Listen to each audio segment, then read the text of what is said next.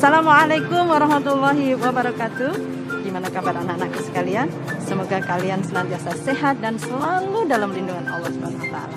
Anakku, Ustazah pada pagi hari ini akan mengajak kalian untuk mengikuti pembelajaran pengenalan lingkungan sekolah kita.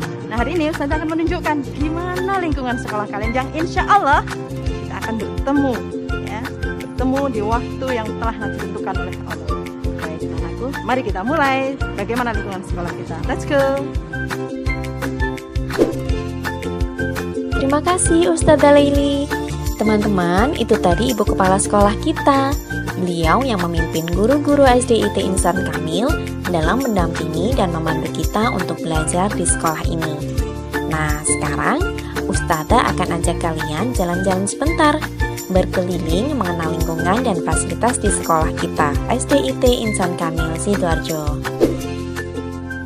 Teman-teman, sekolah kita berada di Kompleks Sekolah Insan Kamil Desa Sekardangan, Sidoarjo. Selain SDIT, di sini juga ada bangunan SMPIT dan KDTKIT Insan Kamil.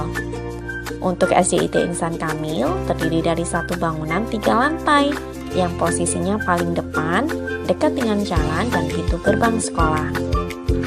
Ketika memasuki pintu gerbang sekolah, kalian akan disambut oleh Bapak Security di depan pos keamanan yang akan mengarahkan kita masuk ke bilik desinfektan, cuci tangan, dan diukur suhu tubuhnya terlebih dahulu. Ini dilakukan sebagai protokol kesehatan untuk mencegah penyebaran COVID-19 di sekolah. Setelah melewati pos keamanan untuk menuju ruang kelas, kalian akan melewati lapangan sekolah yang digunakan sebagai tempat upacara bendera dan juga lapangan olahraga. Untuk tamu yang datang akan diarahkan ke lobi dan front office sekolah untuk mendapatkan berbagai informasi dan layanan. Assalamualaikum warahmatullahi wabarakatuh. Hari ini tanggal 28 Oktober 2021, kita tengah memperingati peringatan Sumpah Pemuda. Apa sih Sumpah Pemuda itu? Sumpah Pemuda merupakan hasil pertemuan para pemuda Indonesia pada tanggal 28 Oktober 1928. Dari hasil pertemuan para pemuda tersebut lahirlah Ikrar atau Sumpah Pemuda yang berisikan 3 poin. Dikutip dari Bobo, di sekitar tahun 1915 para pemuda Indonesia mulai bangkit, meski pada saat itu masih dalam kelompok-kelompok suku. Salah satu pemuda yang memulai ini adalah Satiman Wirjo Sanjojo yang menjadi penggerak organisasi Trikoro Darmo. Organisasi Trikoro Darmo berdiri pada tanggal 7 Maret 1915. Dalam bahasa Indonesia, Trikoro Darmo artinya 3 tujuan mulia. 3 tujuan mulia yang dimaksud adalah sakti, bukti, dan bakti. Mereka menginginkan perubahan cara pandang pemuda dengan kondisi yang ada di Indonesia. Anggotanya adalah para pelajar dari perguruan dan sekolah-sekolah di Pulau Jawa dan Madura. Kemudian anggotanya bertambah lebih luas, yaitu ditambah pelajar dari Pulau Bali dan Lombok. Setelah itu perkumpulan ini namanya berganti menjadi Jogja. Ada berbagai pertemuan, organisasi, atau kongres yang diadakan untuk menyebarkan pentingnya peran pemuda di Indonesia. Organisasi ini berusaha memberantas buta huruf agar pemuda Indonesia bisa bebas melihat dunia dengan membaca. Sebelumnya terdapat organisasi Perhimpunan Indonesia yang beranggotakan pelajar Indonesia di Belanda. Di tahun 1913, beberapa tokoh seperti Cipto Mangunkusumo dan Suwardi Surjaningrat masuk ke dalam organisasi Perhimpunan Indonesia. Kemudian dari sana perhimpunan ini juga mulai berperan aktif untuk kemerdekaan Indonesia.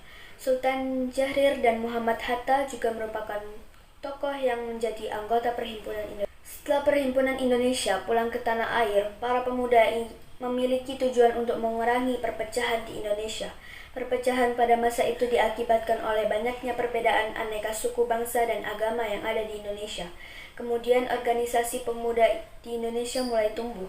Di antaranya ada Jong Batak, Jong Minahasa, Jong Ambon, Sekar Rukun, Jong Islam Mintenbon, Pemuda Kaum Betawi, dan Pemuda Pelajar-Pelajar Indonesia. Para pemuda pun ingin bersatu demi Indonesia merdeka, karena mereka pun ingin berkumpul dalam sebuah musyawarah besar. Akhirnya Kongres Pemuda 1 diadakan pada tanggal 30 April sampai 2 Mei 1926. Para pemuda mulai bersatu dengan perasaan bangga sebagai anak bangsa Indonesia. Saat itu kepanitiaan kongres ini juga berasal dari berbagai perkumpulan pemuda dari berbagai organisasi daerah berkumpul di Batavia, membuat kesepakatan bersama untuk bersatu. Inilah yang kemudian membentuk Ikrar Sumpah Pemuda. Isi teks Sumpah Pemuda berbunyi, kami, putra dan putri Indonesia, mengaku bertumpah darah yang satu, tanah air Indonesia. Kami, putra dan putri Indonesia, mengaku berbangsa yang satu, bangsa Indonesia. Kami, putra dan putri Indonesia, menjunjung bahasa persatuan, bahasa Indonesia. Teks tersebut memiliki suatu makna.